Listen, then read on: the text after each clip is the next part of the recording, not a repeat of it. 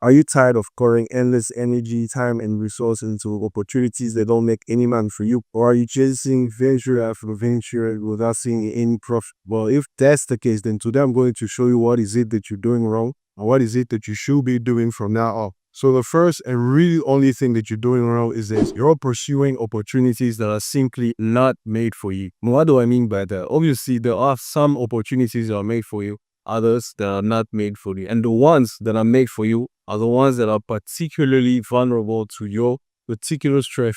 These are opportunities that your friends won't be able to pursue, even if they knew they existed. These are the recognized opportunities that are made for it, is that they are particularly easy, vulnerable to your strength. Now, where do you find these opportunities that are particularly vulnerable to your strength? You need to know and understand particularly what is your strength. If you know exactly what it is that you bring to the table, it'll be a lot easier for you to know exactly where you're going to be able to shine at your best, right? And the first video on my YouTube channel actually breaks down a whole framework on how to find your strength. But basically, in one sentence, this is what your strength is. Whatever it is that you do best. And this is the obvious part that you've probably heard many times. But now, not only your strength is what you do best, but this is the second ingredient that you've probably never heard before. And it's going to allow you to exactly pinpoint what is it that you can offer to the marketplace.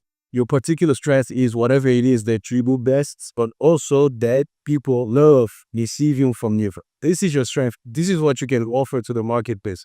Usually when people tell you that your strength is whatever you're better at or whatever, people start getting confused and that maybe their hobbies or whatever, they think that's something that they can offer to the marketplace. But this is what going to help you pinpoint what your strength is. If you want a full breakdown on this framework on how to find your strength, is the first video on my YouTube channel. Now let's look at an example on how a shift into going for opportunities that are made for you looks like in real life. So John is a finance executive who's looking to have an extra income so it doesn't entirely depend on his salary. He jumps into different ventures that he's seen other people get into, like e-commerce, trading, crypto, but none of it really works for him. Profits are either too small or they come too slow to make any difference. And one day he watches this video and realizes that he's been going at the wrong things for him and decides to focus on what he knows best. As an experienced financier, John has specialized himself in projections, budgeting, and personal finances. So he completely shifts his mindset and start offering personalized financial plans to high net worth individuals who might be looking to accomplish whatever goal they have in mind, like buying a boat, build up some cash reserves or something. And then finally, things start working out for him and he signs client after client thanks to the notoriety he had already built up within the industry. And that's how you break the cycle of failing venture after venture. One of the best examples of this principle is in the Bible with the story of David and Goliath. When David tried to do it the way everybody else was doing it, meaning